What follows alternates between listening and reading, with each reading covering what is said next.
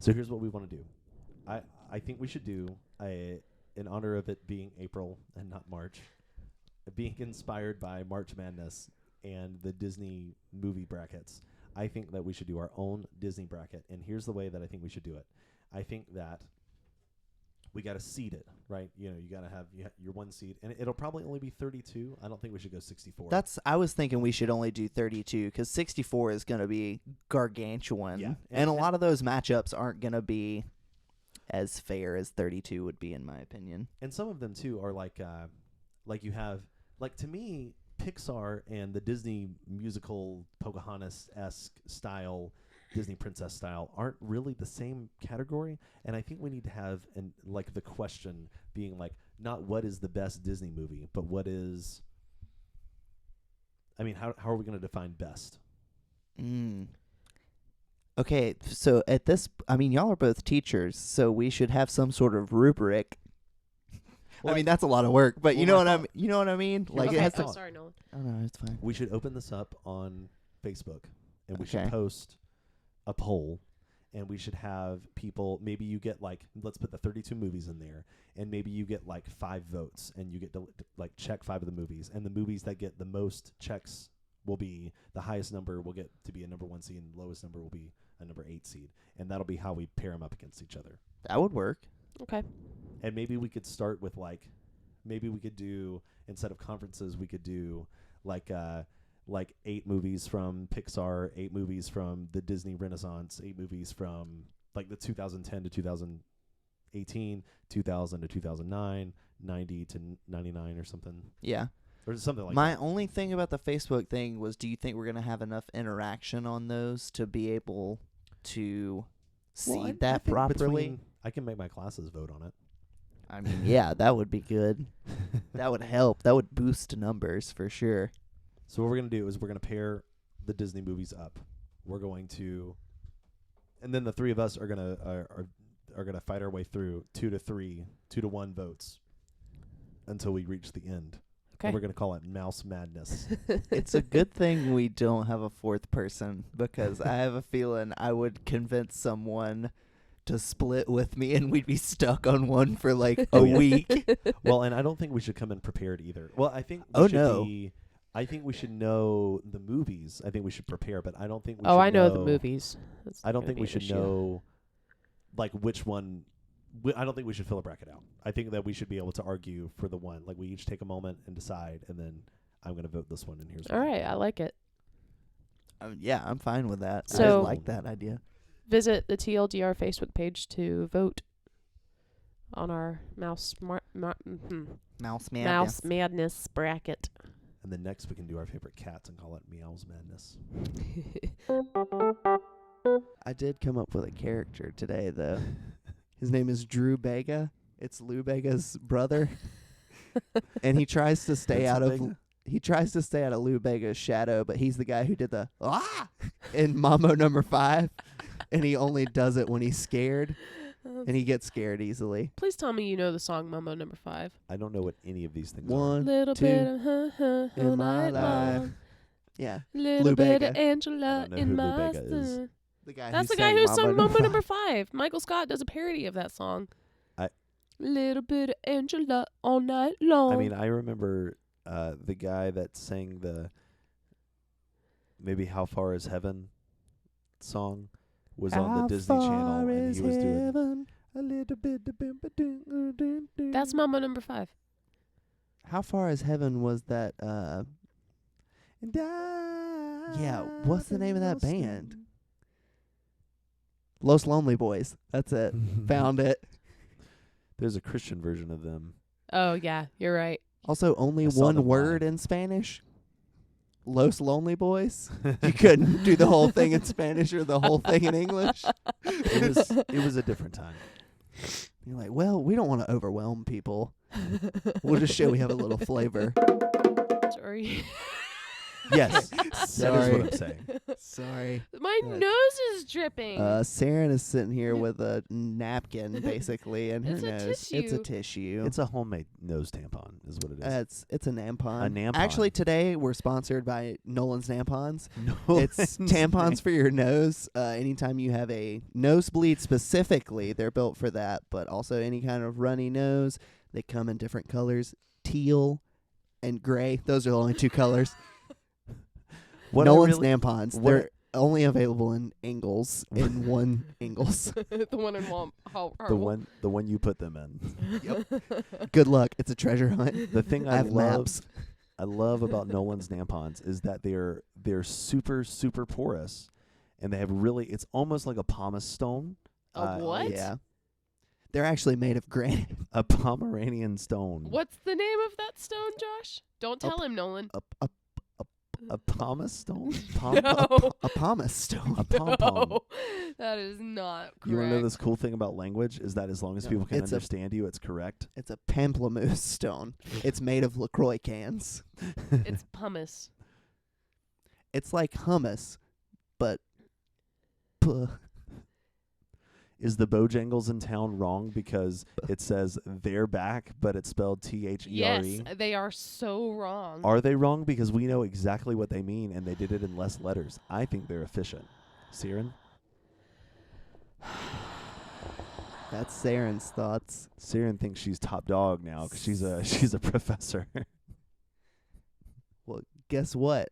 I make billboards for death all day. So I am shaping young minds, okay, in the sciences. Oh, I have a real thing I need to talk with Yeah. y'all about, especially in relating to billboards of death. okay. Think through this with me. Okay. Well, you want your headstone to be sort of an in memorandum In memoriam. You got it. in pomus. You want it to be emblematic of the person you were while Right. you were alive. Right. And so, like, you have these beautiful, like, some of these famous poets and writers of history with, inscriptions on there. Yeah. I want, and I think I'm going to be an innovator here, I want my headstone to have a glassed-in iPad. A glassed-in iPad. Actually, And I've already thought through this. Wait for it. It's going to be running a repeating 10-minute PowerPoint that I make forever. And I know how I'm going to do it. You can buy cheap little solar panels. You just run the power into that, set it on top of the stone. Quick question. It will have to update every now and then. What so if it's someone's going to have to raining? go in. What is the first thing I said about the location of the iPad? You're not going to have any solar panels if it's raining. You know that they hold charge. I don't know that much about how solar panels work. I was about to be like, Saren, you know when the sun isn't out that everything that's solar powered is not just shut down, I right? kind of assumed that it was, which is why we haven't moved to solar stuff yet. And that's why you have a U-shaped tissue in both of your nostrils well, right the now. other side started running. Well, yeah, that's what happens when you block one side. Well, it tickles. That's like if you stick your hand in the middle of your pee stream, you're not going to block the whole thing. You're going to have two streams. No, what you're going to have is a big fat mess. Oh, Ugh. yeah. That's one thing I say about my pee a lot is, boy, this is some fat pee. I've described my pee like that before, but I was using the fat with the pH. Like Because that it was Christian, super clear. like that This some Christian, fat pee. like that Christian 4-piece pop band called Fat Chance. Oh, that's I thought good. you were talking about I'm sure they've- True Vibe. No, they were in competition with True Vibe, Plus One, and Jump 5. No, I'm sure they played And- at some. And Zoe Girl. Wait for it. Here we go. Here I go. I'm about to put us back on the tracks. And if you weren't a Christian homeschool kid, you probably don't know what those things are. Those were the It's true. only Then why do you bands know I was about 'em? allowed to listen to. because you were A Christian pastor's kid. PH, yeah. To be honest, it's probably because my Ugh. dad worked in a Christian bookstore. Like that's probably Yeah. why. Where all the homeschool kids went during Well, the day. yeah, no, that's where I first learned about POD and how we are the youth of the nation. I saw POD live in 2011. In- That's right. 2011. Did you see them in the Granite Bowl when they No. came to It's on the Elberton? Cornerstone, what? right? They were in the Granite Bowl one time. It's a What? long time ago, probably before you moved here. It was definitely before I moved. It here. was not long after the height of like their apex. Wow. It was nuts. Well, I saw them at 2011 at Cornerstone right after Blindside played. Blindside came out of retirement and played a set right before POD on main stage, and it was terrible. It was really bad. POD or Blindside or both? Blindside slayed. It was incredible. Because like nice. for a three-piece I'm Mr. Swedish... Blindside. Sorry. Jeez. Well, I'm so sorry. let's Man, put I this feel like we were train. doing some really good stuff earlier, and now I just feel like we're just... No, we can get back on track. We have to get this train running again.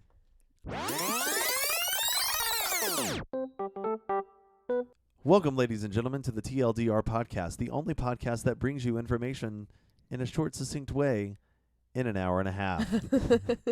Yeah. Boy, you guys should hear these episodes before they're cut down. Yeah. Oh. Talk about, I mean, it's basically the Godfather saga length. It's like Yeah. 3 hours. I think we're going to do an episode today about homeschooling because Nolan and I were both homeschooled, and Josh is a public school teacher to bring an interesting perspective on it. Who was not homeschooled. Who was not homeschooled ever. You were in public school your entire life, correct? Yep. I did attend a private Christian school for K4 and K5 called Greenwood Christian School. What is K4? GCS. That is true. I think they won the state championship. Maybe. No, I think I'm making something up. But K4 is K5, but for 4-year-olds. What is K5? Kindergarten. Yeah. That's like normal kindergarten. And eventually you get to K9 and you just go to school with dogs. Why don't they just call it kindergarten? That's where they get "That's my dogs" from.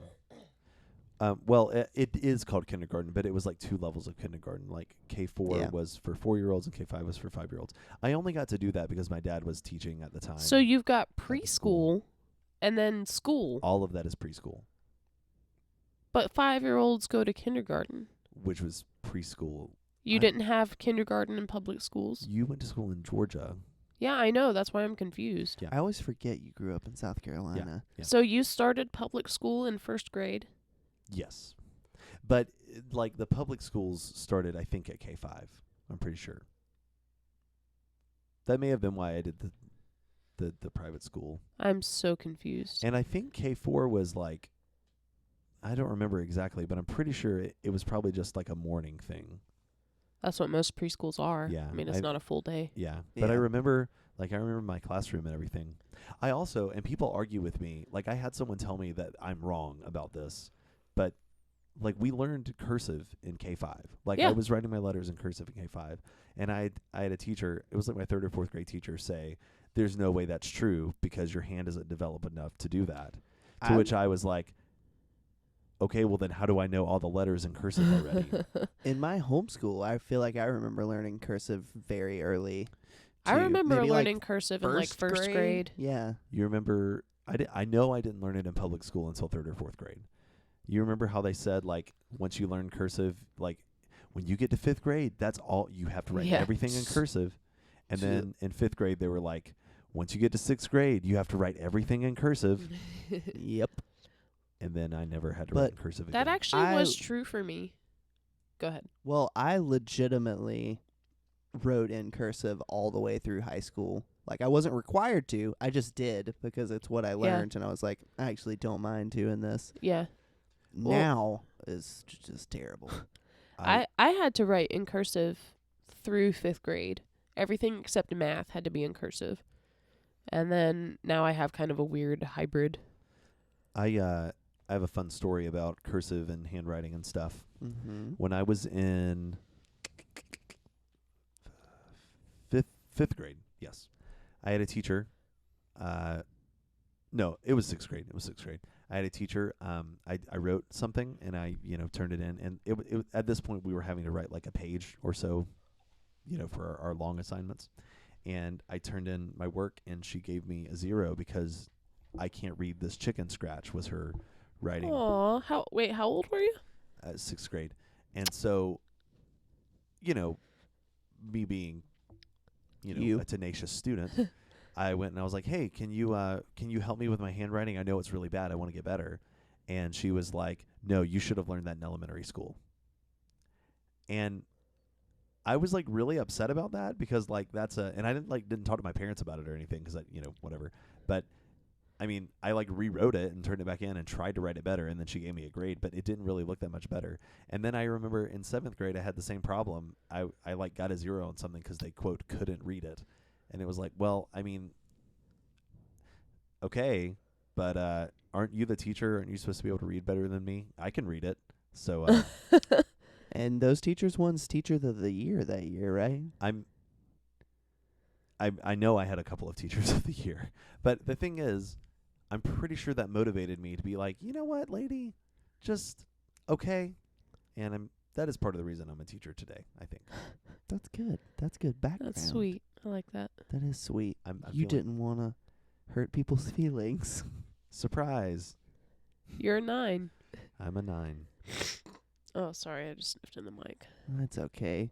We'll just have to start over. Ah, crap! This recording is no Crap. good. We're done. We're done for. So Nolan, why don't you talk about your kind of experience being homeschooled? Okay.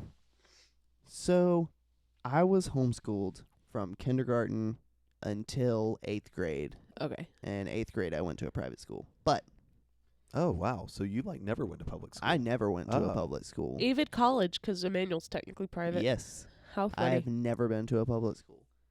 So, basically, here's the story. I have 5 siblings.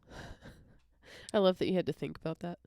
Well, yeah, because I was trying to remember if I was including myself. But I have 5 siblings. You are your own sibling. Yeah.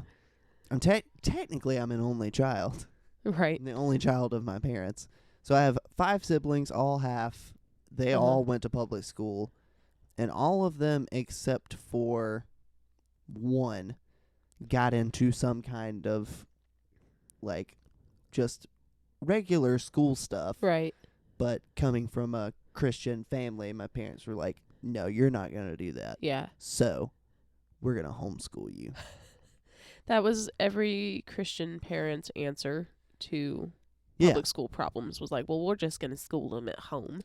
I was homeschooled from, like I said, starting in kindergarten. I got lucky because my mom was actually a hella good teacher, Nice. surprisingly. And, like, I was just, when I was younger, basically all throughout high school, school was easy Right. for me. Like, it just came easy, and I was fine at taking tests. Like, they never bothered me.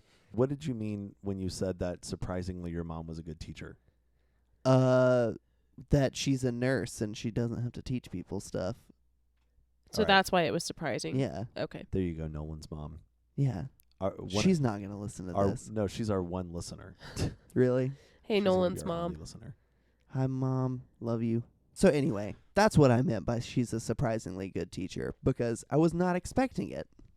And plus, looking back, like, why would I think my mom would be a good teacher? She's Right, my no, mom. Yeah. You know what I Yeah, mean? Yeah. I would imagine putting yourself in that position. I would never homeschool my kids, because why would I put myself in a position Right. to be like, okay, not only am I your parent, I'm your teacher. Yeah. You have to listen to me. You have to do what I say. That was a big problem when I was homeschooled, actually, because, like, I was kind of a brat to my mom. And my mom was like, did you act this way when you were at public school to your teachers? And I was like, no. And she was like, well, why are you acting like that now? And I was like, 'cause you're my mom and you have Mhm. to love me anyway. Yeah. But No, that's a good point. Yeah, looking back, I'm like, how in the heck did she do this? yeah, well, my mom Um, didn't do it for nearly as long as your mom did it. Yeah, my mom. Well, and by the time I had gotten to like 5th and 6th grade, it was pretty self-explanatory. She Right. wouldn't have to sit there and Like, teach, do school. teach, Yeah. you know? And a lot of that help came from my sister. Yeah. Shout out to you, Jamie. Woot woot. Hey, Jamie. But she was in high school by the time I was getting into my middle school ages. So she would help me with everything, and she pretty much taught me a lot too. Okay. And so, yeah, it was just a weird experience looking back that I was homeschooled for that long, because I feel like I've been in school for a really long time. Yeah. You know what I mean? Like, as soon as I went to school and started making friends outside of my cousins who were also in the same homeschool group. Nice. That's another big thing about being homeschooled in the South, is you have a local homeschool group. Homeschool co-op. Yeah. The Tri-County. Me and Nolan were in the same one. Which we just discovered. Well, you just discovered. I Nolan knew. I have all that audio, so I'm going to cut that in with all this too. Well, ours was called the Tri-County Christian Homeschool Group. Yeah. My God. Doesn't that just sound... TCCHG. Yeah. TCCHG. The worst drug on the streets. Thugaka. But yeah, so we had a homeschool co-op where we would get together to take ITBS tests. Yep. And have PE. We had PE and crafts. Crafts day, skate days. We would go on field trips. It was like to socialize. It was a big like socialization thing more than anything, because they didn't want their kids to be weird. Exactly. And spoiler alert, a lot of them were super weird. A lot of them were really weird because they were all these like really southern, really evangelical families. Yes. Who had like 1 million kids. And they were all super sheltered. And, like, I remember a bunch of them only wore, like, those denim long skirts. Do you remember those? Yes. Because they weren't allowed to wear pants. And, like, they weren't allowed to cut their hair or wear makeup or anything. Here I go. Right. I'm hopping on. Do it. Go. Before I say anything, I need to make it clear that when you're a parent, as I've learned being a parent for a few months, you got to make the right decision for your kid. A few months? How many months, Josh? 16 months. Okay. 16 months and 8 days. I gotta talk about this right now because there's no other time to talk about it. You remember those? You don't remember them because you didn't go to public school. Nope. But at public school, sometimes for breakfast, we would have these things. They were sausage links. Did you make that breakfast corn dog yet? I had this whole setup. It's a breakfast sausage dipped in pancake batter, eaten like a corn dog. Are you familiar with this? No. Are you seriously not? I don't think so. Well, we got some in the freezer. It's a corn dog, but it's a breakfast. It's like pancake batter and a corn dog and sausage. And sausage. And you dip it in syrup. Seriously. And it is... Maybe I am. I don't remember them. The best. And I found them today in Bilo, and I bought them. And I normally don't do stuff like that. Yeah, Josh came home with that, and I was like, I cannot believe you bought something so impulsive, and I'm really proud of you.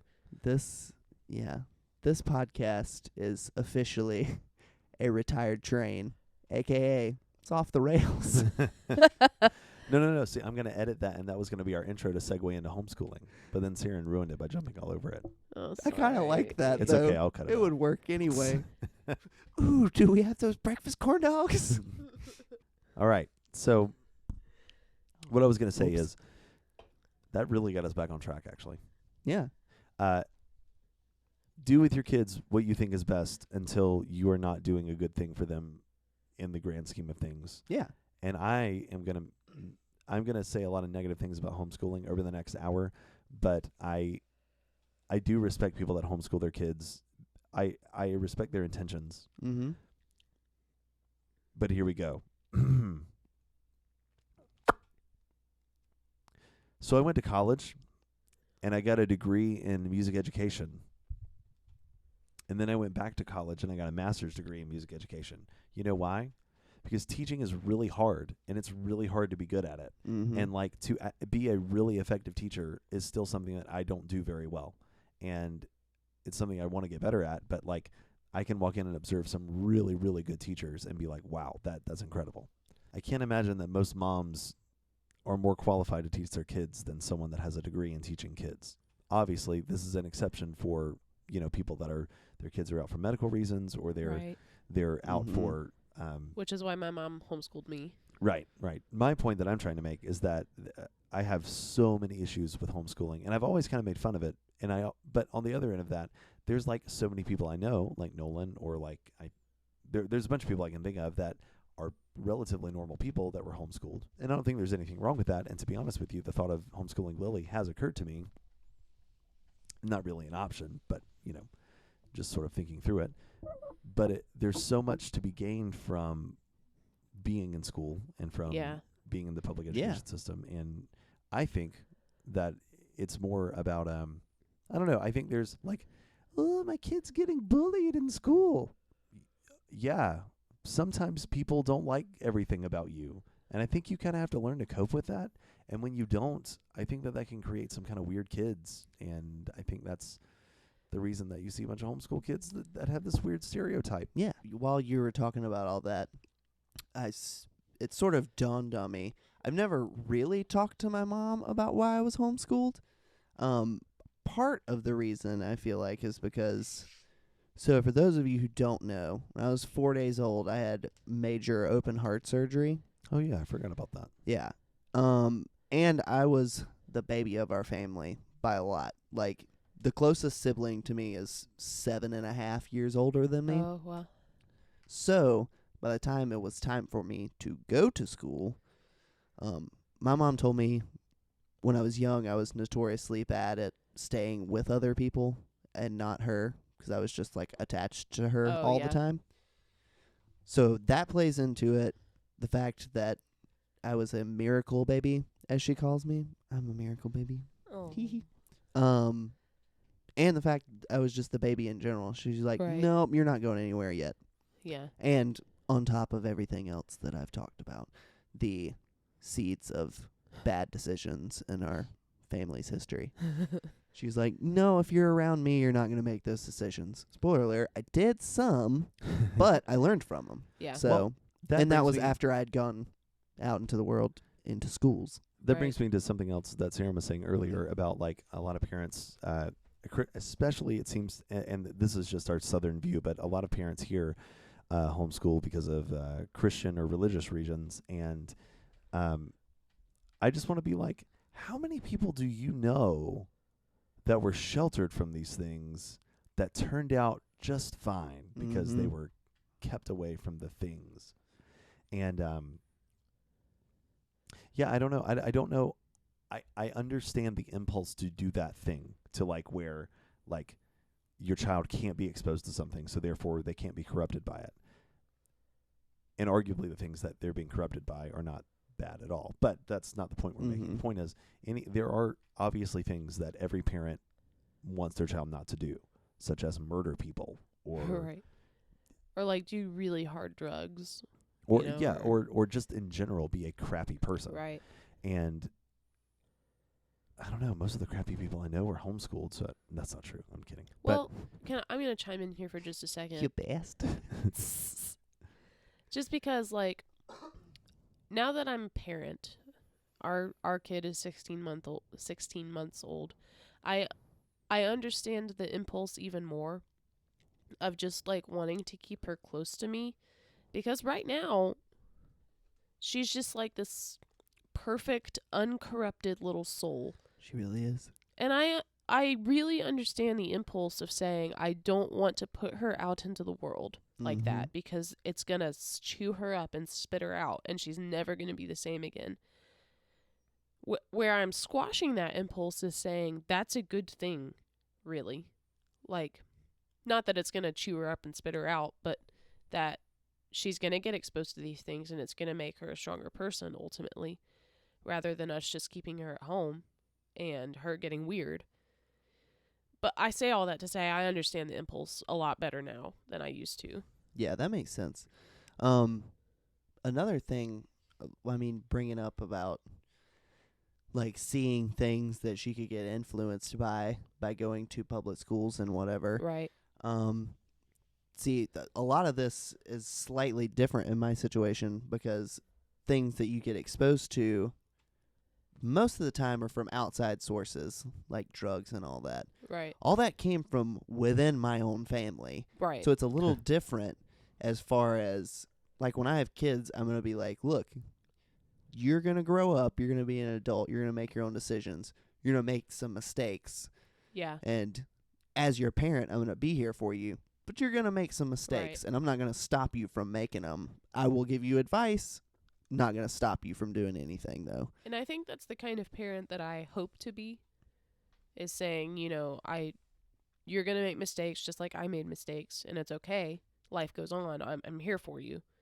But there's just fear with that as well. Saying. Yeah, right. But at what point do you draw the line between, like, being permissive with mistakes and being like, everyone makes mistakes? Yeah, that's true. Like, they are going to make mistakes, but at what point is it like you're being a non-active parent? Well, at what point is it right and wrong, or is it all gray? Like, is it all, like, permissible to talk about, or is it all, like, and what I mean is it all permissible to be talked about with no consequences, or at some point is there a level of consequence that is sheltering? Like, I'm thinking even like parents today punish kids by taking their phones away or whatever. That's a form of sheltering, I think. It's a form of punishment because you're taking away the thing that they want, but I mean, that is removing them from the situation in a lot of ways, or grounding kids or whatever. I'm going to need, like, a concrete example of what you're talking about. Not letting kids hang out with certain kids, like Robbie's into some hard drugs, you don't get to hang out with Robbie, or let's have a conversation about Robbie. Is he the kind of person you want to be? Both of those are valid, but at what point is it, yeah, that is the person I want to be. Thanks, Mom. It's like, well, no, you don't get to be like that. Like, that's not okay. Yeah, I think I see what you're saying. But I still think that's a good approach to take, is saying, you know, Robbie is not the kind of person you want to be. I still think that's a good approach to take to asking that question. Well, and at that point, you know, when you're making an example like that, at that point, the child would be older and capable of making decisions. So you would have earlier sets of consequences for things, like hanging out. Like, if they're hanging out with a bad apple in kindergarten and they spray paint your garage and you're like, did you do that? And they lie to you. You punish them for it because you know they lied. Then you're setting early, you know, you're giving them early consequences for things while still having a dialogue about, like, okay, this might not be the person you want to hang out with, but blah, blah, blah. I'm very much, I mean, and this is my, like, in my, like, philosophy of education or whatever, like, this is the way that I treat students. It's like, I want them to make mistakes. Like, when we're reading a new piece of music in class, like, I was getting onto them today. They were singing it so quietly, and it sounded fine. It was just really quiet, but it was like, I think most of you are wrong. It's just I can't hear you because you're singing it so quietly. I need you to, like, sing it out so I can hear you. And I need you to make the mistake because we can't fix it unless we know there's a mistake. And but at what point is it right and wrong? Or at what point is it, what am I trying to say? I think I know what you're getting at. I just don't know how to phrase it either. Are you saying at what point do you let the natural consequences of the action be the consequence rather than you stepping in as the parent and providing additional consequences? And girl. I think that point is when they move out of your house, or like around 18 or so in our current day. Where you just let the natural consequences be what they are. I don't know if I 100% agree with that. I for sure don't, because, well, I mean, I've had troubles after I was out of the house, technically, and an adult, but my parents were still like, yeah, you screwed up, but we also don't want to see you ruin your life over some dumb thing. Right. Like the tag thing that landed me a night in jail. Right. Like, I could have been really messed up from that, but my mom was like, no, you still have a bright future. I'm not going to let that happen. Yeah. I think, like, kind of along those same lines, like, you spent a night in jail. If our kid is in high school even and makes a big enough mistake to land her in jail, those are going to be the consequences. Like, yeah, that's true. She's going to get, obviously, disappointment from me, but but I'm not going to provide additional consequences. Yeah, it's on not top like of she's that. going to come home and you're going to be like, okay, your phone. Your like- phone, you're grounded now. Yeah. Sorry. It's like, no, she was in jail. Yeah, Like, that's the ultimate grounding. right. On that note, when I was in high school, I got in a really bad car accident that was my fault. And I had to go to, since I was a minor, I had to go to juvenile court for that, not traffic court, which meant that I had to go to court with like actual criminals. Like the person before me got escorted to jail. And so I had to go in and like, That'll ruin your day every time. but I was like really It freaked does. out. It really ruins your day when you're sitting in a holding cell and somebody's like, we got some chips from the Mexican restaurant. Do you want some? And I'm like, thank you for taking pity on me, sir. I'm just a lowly criminal. Can I have some oil? Oh my God. But yeah, no, it's the worst. Well, so yeah. I say that to say I had to go to juvenile court with real criminals. And the judge was like such a jerk. And he was like, why don't you have a lawyer? And I was like, did I need one? Like, I didn't know I needed one. And he was like, well, do you plead guilty? I was like, yes. So then he gave me probation. I was 16 and I had to go to like a probation officer for 6 months. Is it Matt Brown? I don't know. But I had all these rules. Like I had to take drug tests. I wasn't allowed to leave the state. Did they actually give you drug tests? I had to pee in a cup. But they did do like every time you went? Yeah, I think so. That's nuts. For a car accident. I was okay. Now we're just gonna get into here's my jail story. Okay. So I was on like adult court, Right. went to jail, Right. got put on probation for 4 months. You had less probation than I did. 4 months. You For 4 months for a probation violation right. because I missed a probation date because I'm an idiot and I was on weed. Wait, at the you were time. already on probation when you Okay. had the tag thing? No, I had the tag thing. When you can't pay a fine in Georgia, they put you on probation. Oh, and your dad was supposed to pay the fine. Yes, And he and we didn't. showed up the day Right. to pay the fine, and he was like, I don't have it. And I was like, cool, glad you're my dad. Right. That's a whole other thing. No, but so we didn't have that, so I got put on probation. Then I didn't care anything about the probation and didn't pay any attention because I was like, okay, I'm going to go back to my dorm and smoke some weed. And then missed my probation date. So I get a call a week after I missed, and my mom was like, did you miss probation date? And I was like, maybe. And she was like, well, I just got a call from Hart County saying they put out a warrant for your arrest. And I was like, God. no. I didn't know they did that, Nolan. Yeah. And so she was like, okay, I'm going to call and I'm going to get this fixed. I was like, God, okay. So she called, and the guy, she went down to the probation office, and my probation officer was like, okay, I'll let you pay the fine, and we'll just end it. And Right. then she was like, the more he sat there and thought, he's like, actually tell him to come see me tomorrow, and we'll talk about it. And I was like, Oh, God. God. So that's when I went in. He was like, the only reason I can think you missed is 'cause you're on drugs. Okay, he was right, but that doesn't give him the right to condescend to me like that. Be like, oh, you just weren't here 'cause you were going to fail a drug test. So I took a drug test and I failed. To be fair, though, I can't imagine what the hit-miss rate is with people missing probation. It's mostly drug Oh people. I my was yeah. I was at my God. sister's bar mitzvah, and I No, had to read my it was an section of the earthquake. Torah. Um, I couldn't miss. So yeah, then he was like, because he straight up asked me, like, did you take drugs while you're on probation? I was like, yeah, for sure I smoked weed. I was like, I'm not going to lie and get myself in worse trouble. So he's like, well, because you told me that you did this, we're going to sentence you to a night in jail.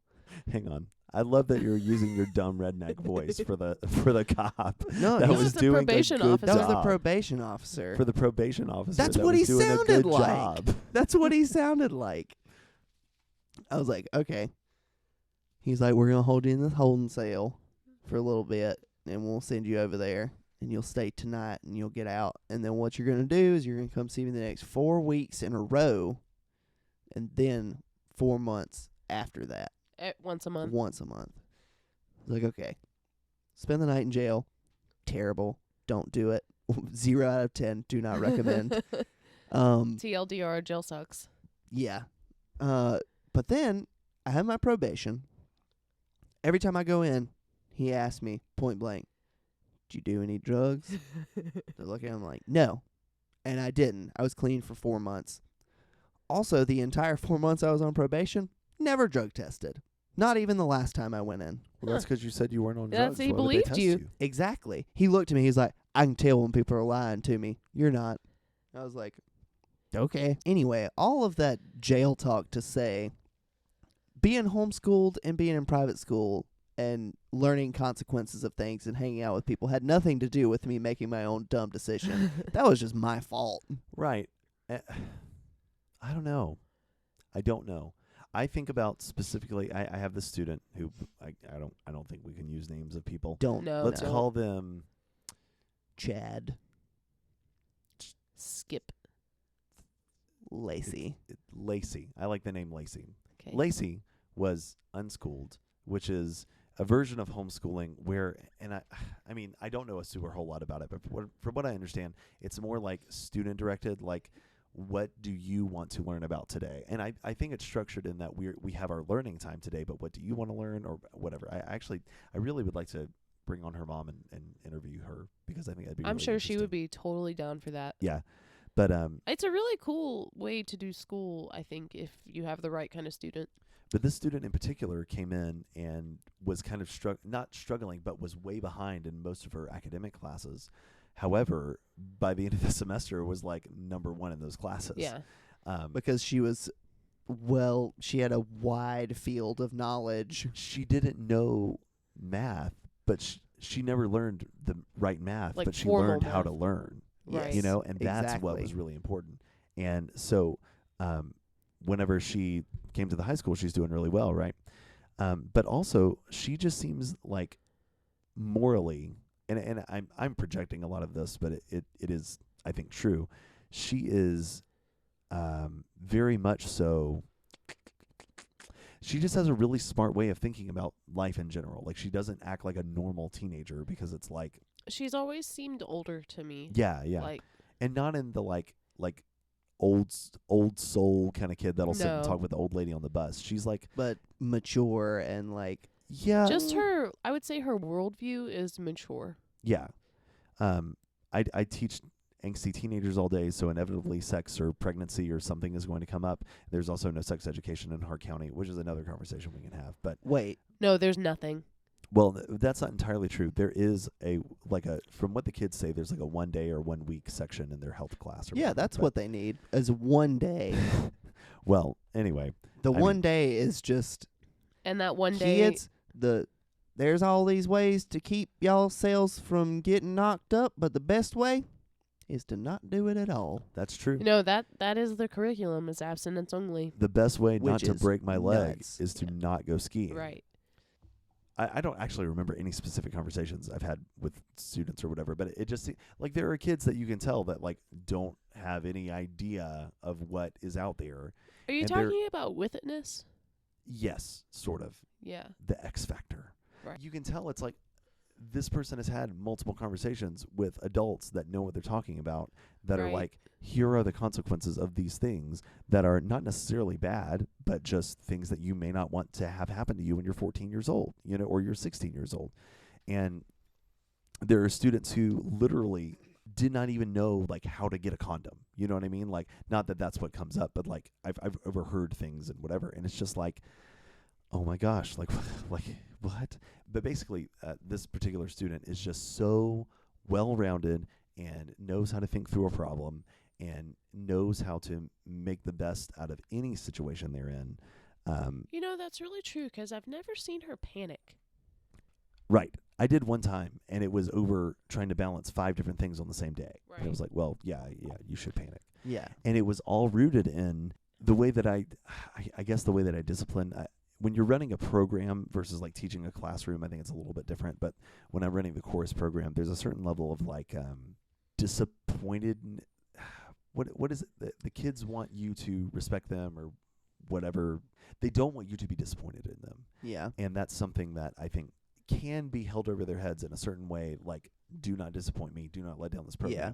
But at the same time, that can be a really abusive thing really fast, and I never want it to be that. But, that's sort of that is the punishment for a lot of my students from me, is like, I literally never discipline my kids at school anymore. I don't have to. They know when they're wrong, and they're not wrong very often because they know better. Right. And it's like, what is better? What is the consequence? The consequence is they're not in my good graces anymore, and they want to stay there because they respect me and they know I respect them. Yeah, that's what I was about to say. That it just sounds like it's a mutual respect thing, Right. where it's Right. like, I respect your ability to learn and also do what I tell you, Right. and you know how to do this, and if you don't, I will be disappointed because you know better. Right. And I think that's sort of kind of tying this back to the homeschooling. It's maybe there's too much of that, like, I need to make sure daddy is happy, or I need to make sure mom doesn't look down on me or whatever. Like, I don't know. I think that, like, our child goes out and, I don't know, we catch her, she gets arrested for drinking or whatever at 14 or something. Like, what is our response to that? Is it, like, it's not going to be your punishment was getting busted. Like, that's not going to be my response. But at the same time, I don't want her to be, like, I will be disappointed in her, but I don't want that disappointment in her to be, like, to the point where it's like shame, it's Yeah. guilt versus shame. And that maybe is where maybe that's the No, line. I think that's a really good way to delineate that, is guilt versus shame. Yeah, it's a fine line. Like, you want them to know you're disappointed in what Right. they've done, but you also want to know, like, you can bounce back. This isn't Right. something that has to hang over your head. I just want to say this, like, talking about guilt versus shame. Guilt has to do with your actions. Shame has to do with your being. And guilt is something saying you did a bad thing and you need to feel remorseful for that. But that doesn't make you a bad person. That you need to feel ashamed of who you are. And I think that's a really good... Shame is tied to your identity. Right. And I think, I've talked about this before, maybe not on the podcast, but, like, especially for girls, shame is something that I do not want to mess around with. Like, that's a feeling No. I never want to invoke in her. That religion and politics and the other things you're not supposed to bring up at dinner, those are all things that tend to be tied to our identity. Like, now, especially politics more than ever, it seems like. Yes. And I'm saying that not from my perspective, but from people that are 2 or 3 times my age, saying that they've never felt this Yeah, politically charged before. I've Mhm. heard it say But- that we're just so polarized. But what I'm saying is that, like, take the Christian homeschooled kid, right? That, Jesus loves you. You got to do the right thing, though, or he's going to set you on fire forever and ever, and there's no second chance. And it's like, that level of shame when you inevitably do something wrong leads to, like, I can't have a conversation about this with my parents or with my people because that will invoke more consequences Right. that invoke more shame. Right. And so you end up hiding these things. Which then and- makes you feel like a bad person even Right. more. because your core is wrong. So Right. instead of feeling the guilt for, I did something that disappointed my parents, and feeling the guilt of that moment, that guilt hardens and sits in your soul or whatever, and just, And it tells you, It's heavy. I must be bad. yes, Mhm. I am I am wrong. bad. I am sinner. Yeah. I am bad.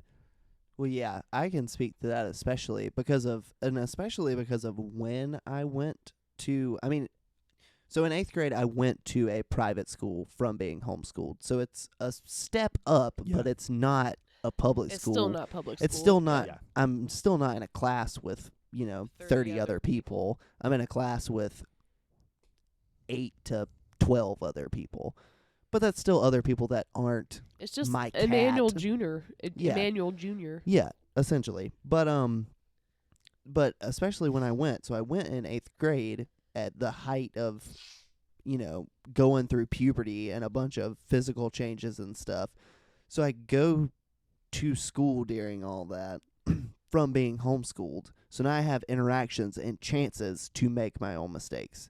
Does that make sense? Because before there wasn't really an option for it. It was sit at home and see no one else hardly besides friends you have at church, which is just another breeding ground for the shame that I dealt with. Yeah. Because I dealt with that a lot. I'm glad you brought that up.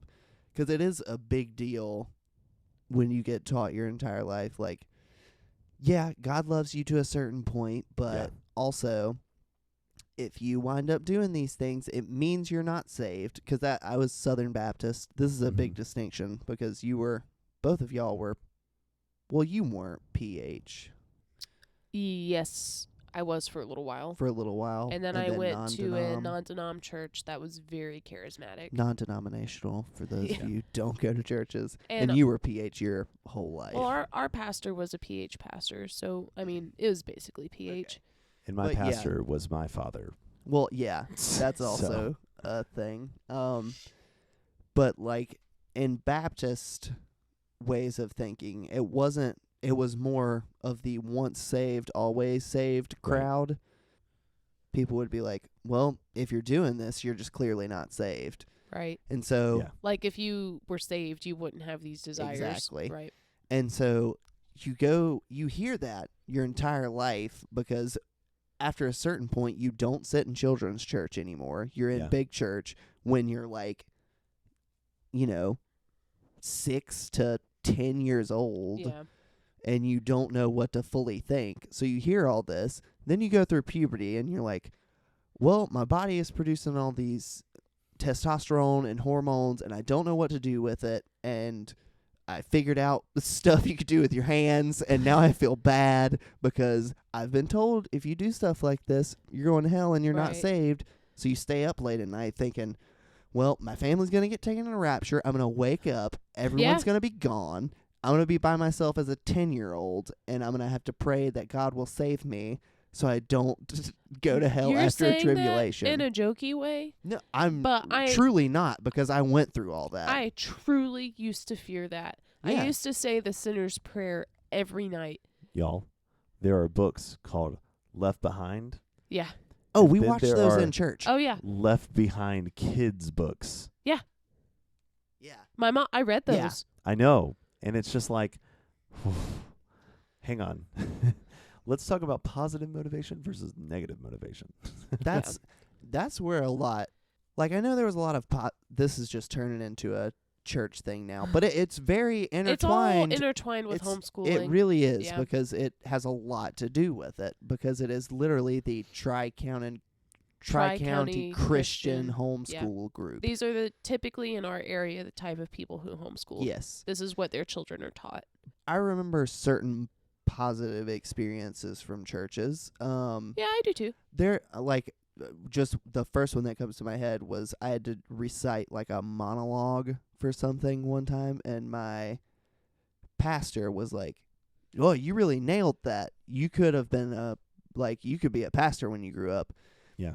Which, actually, it was just me wanting to do improv and / act and do stuff like this. Right.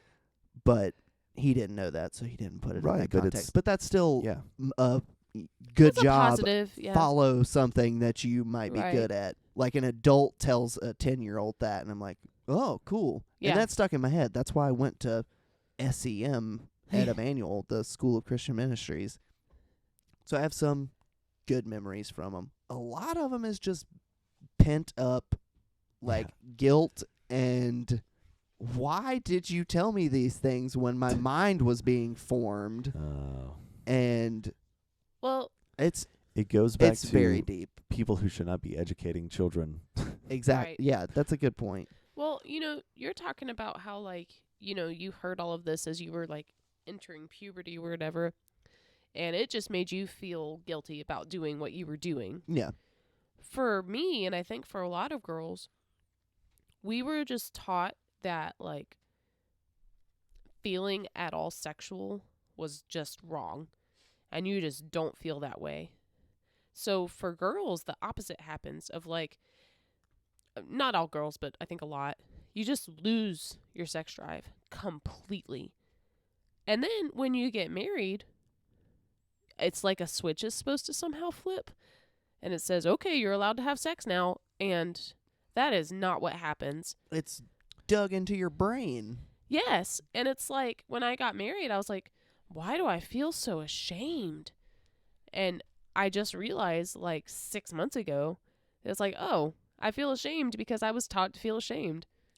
Well, yeah, I went through that phase for a while, and then I got my first, like, real girlfriend when I was 16, and went through that entire song and dance about, Right. like, we would do stuff, some people would feel guilty. Right. By some people, I mean the other party, because by that point, I had come to terms with it, and I was like, no, I don't think this is a bad thing if we're not being irresponsible about it.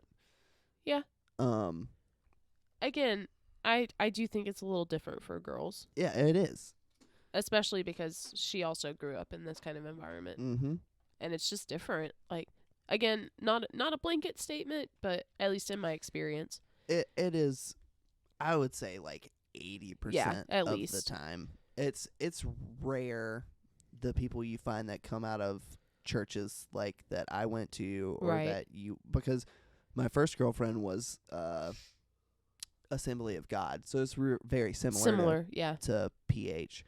But yeah, it's just, and all of this ties back into homeschooling because you deal with all of this. It's all interconnected. Like, it's all, everyone you see at your church is also in your homeschool Right. group. Yeah. I was going to say, though, I think this is a very specific type of homeschooling, though it is definitely predominant in our area. But, Yes. Well, and yes, this Nolan is- and I are just talking about our Yeah, experience. exactly. too. We are speaking from our experience and not blanket statement homeschooling. Because I'm sure there are some people that homeschool that are, there are tons of people that homeschool that are not affiliated with any type of religion or, Well, and also anything. to say, my mom did not take me out of school for religious reasons. no, it's She took me out medical. of school because I had doctor's appointments every day. But I did get this kind of stuff from our homeschool group and from church. So even though I wasn't getting it specifically from my mom, we still did use, like, Christian curriculum. I remember the science books we used were, like, Christian. And looking back, I was like, that's cool that they make Christian science textbooks. But now I'm like, ugh. Evolution isn't real. Yeah. There's no Big global Bang. warming is a hoax. And on the third day, God created dinosaurs and the Remington bolt it's- action rifle. If it's so cold outside, then why is global warming? There is a difference between climate and weather. What?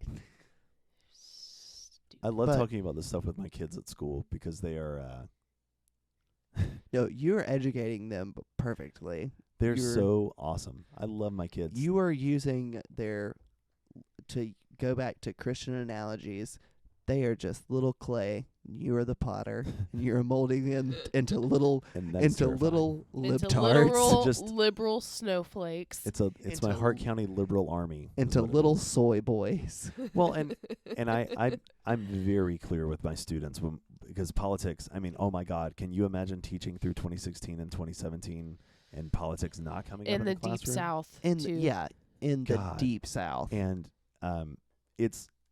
I think kids enjoy talking to me because I can defend an opinion that they don't hear from anybody else. Like all their other teachers who have really strong and solid opinions on things are usually on the other side. So they're like, Mr. Bryan, what do you think about this?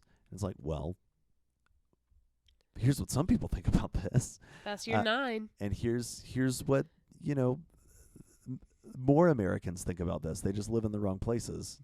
Well, and it doesn't hurt. 51% of Americans. Yeah. Hashtag electoral college. And it doesn't hurt that you're one of the youngest teachers at the school. Yeah. Well, actually, not anymore. Really? There's I think I counted 10 teachers that are younger than me now. What? Yeah. But when we're talking about stuff like that, I mean, it is not my goal to literally, and I mean this, you were joking about turning all the kids into liberals, but like, it is not my goal for kids to walk away with my opinions on things. No, Right. It is my goal for kids to walk away with an opinion that is backed up by things that they can actually point to and say, this is why I think this. Right. yeah, you want them to see the facts for Yeah. what you know them to be. Right. And it's, I would say, I mean, okay, so Hart County was also like a 96% Trump vote. So pretty much all of my kids, all Their of my white kids parents, at least, their parents voted for Mhm. Trump. And so they're brought through with this ideology. And I would say most of my kids, probably 80 to 90% of them, would say that they are Trump supporters as well if they had to choose. However, they see the nonsense and they're like, yeah, that's stupid. And that is dumb and we don't like that. So I do think the future is bright, not because they're going to be a bunch of Democrats, but because they're going to be a bunch of well-informed people that are Right. like, yeah, so maybe the next time we vote someone into office, maybe they shouldn't be on record for saying they would grab someone by the pussy. Well, and no, this actually makes me. I mean, I favor public school anyway to homeschooling, but the fact that there are a lot of teachers like you Yes. I think that so too. Yeah. give kids the facts and say, here's my opinion on it, here's this other opinion on it. It's ultimately your choice to decide. Just be well informed. Exactly. Yeah. Which, and it makes more sense to be that way in this kind of climate, like you said, Right. like what we have today. Because when I was coming up in high school, it wasn't a big, politics weren't an everyday thing. Oh, no. God, Not I for didn't a know high anything about schooler. I politics. could care less. It wasn't nearly like it is now, though, No. as far as the climate. And so I It's 'cause it's graduated. changing. Yeah, it's true. It's getting hotter, but it's so cool. Politics were not a mainstay when I was coming up, even after I'd gone to my private school, especially when I was homeschooled because I was so young. Why would I talk about politics? Do not care. But I think about how I was when I was 18, and the first time I voted, I was 20, and I'm like, man, that kid was a jackass who had a Yeah. vote Yeah. and didn't know what to do with it. So I voted down a party line yes, that was that's my parents' exactly party what I line. did. Yep. And now I'm like, no, kids need to know what's going on for when they turn 18. If it's in an election year, they need to be able to make their Yeah. voice heard. Yep. Well, I voted down the party line because people in my church had told me that Republicans were against abortion, and that was why I needed to vote Republican. And I said, okay, that sounds good. And that's what I did. I love it when this topic comes up in class. You mean single issue voters? Single Yeah. issue voters and specifically abortion. I love that because I'm like, so you want less abortions? Yes, that's what we want. That we've got to stop abortions. Okay, how are we going to do that? And I just lead them. Oh man, I Lead just them hold into outlawing abortion. their little hands down the path. It was like if it was illegal, nobody would do it. And then I say, yeah, like drugs.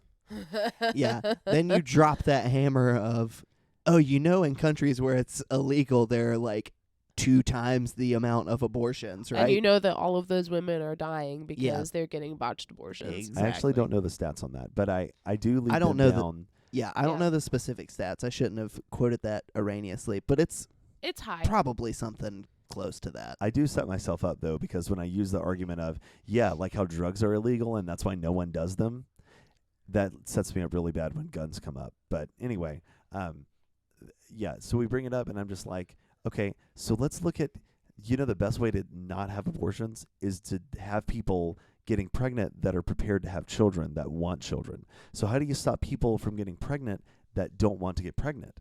Mostly teenagers. How do you do that? It's a mystery. I don't know. Teach them about abstinence? Well, let's look in the counties with the rates that have high teenage pregnancy rates. Do they teach abstinence? No, they don't. No. Well, hang on. What did I say? Basically, when there's sex education and there's access to contraceptives, pregnancies go down, therefore abortions go down. I mean, but we can't have them having sex, Josh. Not even with contraception, they can't be having sex. Well, They're going to go to hell. And then Well, let's not even get into the just bad crazy idea of like the Texas thing where they were trying to put in the law about if you have an abortion, or if you have a miscarriage, you have to have a funeral for the baby. Yeah. That thing. Yeah. It's That just, was in a tax bill. That's just. They snuck that in there. That's. Yeah.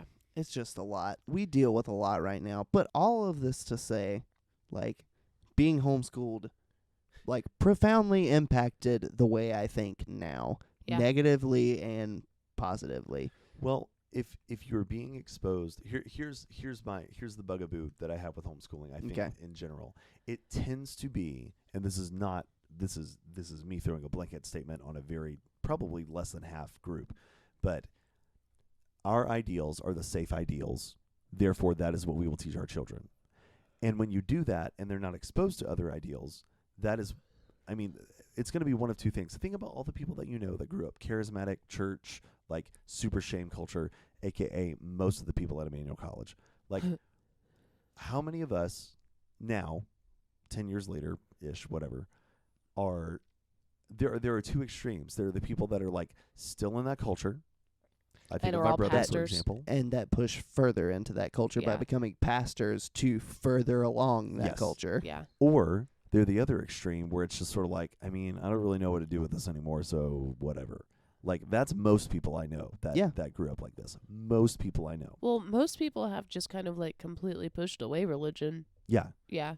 And it's like, there is no middle ground, it doesn't seem to me. I No. don't know anybody that's just like, yeah, we found a church and we're really happy there and we're really active and involved and things are great. No, I can't think of anybody like that. I can't think of a single person that grew up like this that is in that world that isn't either on one extreme or the other. They're either incredibly involved in church in like a career way, or they're not even. Yeah. They don't believe in Yeah, anything. no, there really doesn't seem to be a middle ground. So, yeah, homeschool for me, I feel like I got out of homeschool at the right time. Yeah. Because, I mean, let's be honest. Like, you have somewhat of a social life going to public school Yeah. from yeah. kindergarten through middle school. Especially if you But- go to the same schools. Yes. But I would say, I mean, I think you'll both sort of agree with me on this. Like, your friends in middle school, do you still have friends from middle school? I'm going to say I'm in a weird place with this. Okay. I was just thinking about this. I didn't grow up hanging out with kids from school. Like, I Okay. hung out with kids from church. Yeah. And not until we moved to Georgia and I was able to drive around that time did I ever hang out with people from school. Which I was literally never hung out with the friends from A high Place school. Past Hope crew Yeah. and Which are various others. literally first day of school, sat with them at lunch because some girl knew I was moving and invited me over and they ended up or still are like some of my best friends. And it was just sort of like, Well, no, that that's worked out. that's sort of what I mean is like I got into school in 8th grade into a private school, albeit, but as I went through high school, like I made new friends and I really started a social life when I could drive. Right. So when I was a kid, I didn't necessarily need that much of a social life. Like Right. I had enough with church and enough with just hanging out with my cousins and Right. other people at my age in Right. general that I wasn't stunted. So that part of it was fine. Yeah. But that being said, I would have rather gone to a public school. And also, a thing I didn't touch on that I will go into just very briefly is sports were very big to me growing Oh, up. yeah. Going to a private school, we had sports. It wasn't great. You don't necessarily get recognized unless you're going to go to a Christian Right. college. Yeah. I would have loved to have played sports in a public school with a little more exposure, but I'm 25, so it doesn't matter. I could have made it, man. Could have Well, been me. Even just like going to a slightly bigger school Yeah. Right. and not just trapping myself in this, well, I'll go to Emmanuel for 2 years and figure out what I want to do. And then it's, well, I'll go to Emmanuel for 4 years and get a degree in this. Yeah. And then it's like, well, I dropped out of Emmanuel. So, but that's pretty much homeschool. Like, ultimately, do what you want to do if you're a parent, but Just really put some thought well, into I what you think that want for goes your back kids. to what we were saying. Just make sure that you are well informed on all aspects of what it means to homeschool. But Yeah. ultimately, if this is a debate, I land on the side of send your kids to public school. Yeah, same. No one is listening to this and going to go, you know what? I'm not going to homeschool my kids. No. Probably not, but I'm going to say it anyway. No, it just occurred to me. It's like the people that are doing this probably don't even know that iPods exist. So, like, iPods? yeah. iPods don't really exist anymore, do they? Do people still have those? I think I meant podcasts. Okay. I think Well, I meant podcasts. I mean, pod and podcast comes from iPod. Shout out HQ. Josh got that wrong. I got that right. I did too. Didn't win any money, though. No, I didn't either. Which is why I don't play freaking HQ anymore, because I know I'm gonna lose. Like, Plus, there's every no time point. I open it, I want to see Scotty's beautiful face. And who do I see instead? Not Some woman. This blonde Not chick. Lag Daddy. Where's Lag Daddy? I need my Trap Trevec. I need the host with the challah French toast. I need my Trap Say Jack. Pat Say Back. Oh, man. Today in class, I'm not sure. Kids were talking about cabbage. I don't really understand. Anyway, and I was like, Weed? did it? No. It was something about is cabbage nutritional? For Secret Santa, someone gave another person a ball of cabbage because they were being funny. Like, you mean a head of cabbage? And they gave it to him. I have And a story about cabbage in a second. and I was like, did you know that cabbage is the longest word that you can spell using only the musical alphabet? That and baggage, which is the same word essentially. And and then Dupo, one of my favorite students, Dupo wears, I thought we weren't saying names. that's not his real name. Okay. He wears a Zelda sweater and a Zelda scarf and a Zelda Did beanie. you say Zelda? Zelda hoodie. Zelda. A Zelda Beanie. beanie every day. One of my favorite people on the earth. He goes, "Hey, Mr. Brian, have you heard of that new rapper 21 Cabbage?" But my story about cabbage, really quick, is also about my first girlfriend. One time, I was like, "Can you make me a ham sandwich, please? Like, I'm starving. Like, I just got done with a practice or something." She's like, "Yeah." So I went and laid on her bed. She brought it to me. I was like, "Nice. I'm gonna go make something." And I was like, "Okay." So I pick it up. It looks beautiful. Like, it looks gorgeous, and I'm so excited for this ham sandwich. She brought me a little personal bag of Doritos too. Aww. She was great as far as that stuff went. So I go and take a bite of the sandwich, and it's so crunchy. And I'm like, why does this taste so weird? Why is this so crunchy? And then I hear from the other room, I hear, "Oh, shit." And I hear little hobbit feet. She had hobbit feet. I just hear, and she goes, grabs the sandwich out of my hand. And I was like, what was wrong with that? She was like, "I used cabbage instead of lettuce." I was like, what are you doing right now? It was pretty bad. So that's my Oh, cabbage God. story. That's awesome. But yeah, I feel like there's no good ending here. I feel like we gotta. Okay, bye. No, we gotta do something. Where's Trevor? What are we gonna do, Trevor? Welcome to whatever you want to do, Daddy. We told you can't call her daddy. She's That's a woman. so weird, Why Trevor. not, Mommy? Ooh, you got my little toupee I got Trevor, on? I thought we took away that mic. How did he get the No. mic How did he back? get the talkback mic I back? got your lapel mic out of your jacket today. I don't even have a lapel mic, Trevor. Oh, I made you one. Trevor, enough playing around. Huh? Get back in the vents. Go. Get out of here. Oh, sorry, everybody. That's he fell into the fence. Oh, wow. He was trying to get back He's in. so he fell tiny. down. tiny little Such person. a weird guy. I wonder if he knows Terry. I bet Ah. Terry knows Trevor. Terry knows everybody. Yeah, he does. I could ask him if he knows everybody. Terry, you guys see that? You guys see Trevor too? Terry, how do you know Trevor? Well, during my leather daddy days, I had to. We always had to have a shorter person around to fit into our bags to help us get stuff out. And he was the one who usually did it for us, and it was weird, but I kind of liked him. He's really good at his job. Do you think that, okay, so in this situation, you had to have one of these microscopic Trevors in your bag, Mhm. okay?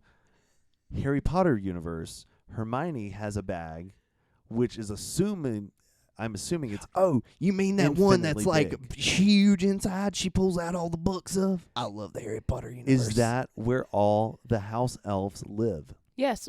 Actually, she did save all of them from the Battle of Hogwarts. I didn't know that. Did she put them all in her bag? No, but she did save them. Is she enslaving the house elves? No. Well, now let's not get this twisted. Trevor is not my house slave, if that's what you're saying. He's not your Trevor DV? Trevor is there on his own free will and volition. So it's consensual. Oh yeah, it's good consensual. to know. Consent's really important in slave I'm gonna relationships. tell you it's consensual 'cause I'm in his bag right now. How'd Trevor! you get in there, Trevor? I'm so glad to see you back, buddy. Me too. I missed you, Daddy. Oh, he calls me daddy. I'm the only man he calls daddy.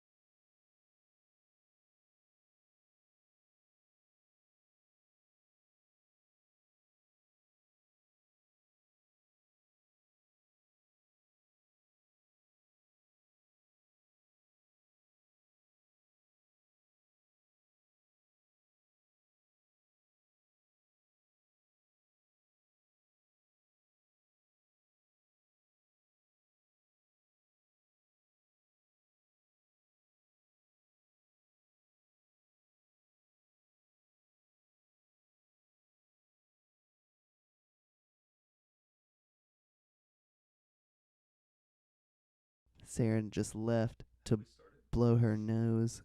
I thought you said we were recording. I mean, we are recording. I didn't know that we had started. Oh, no. This could be our intro, 'cause then the music cuts in right here. What's our intro? No. Oh no, it's just No. the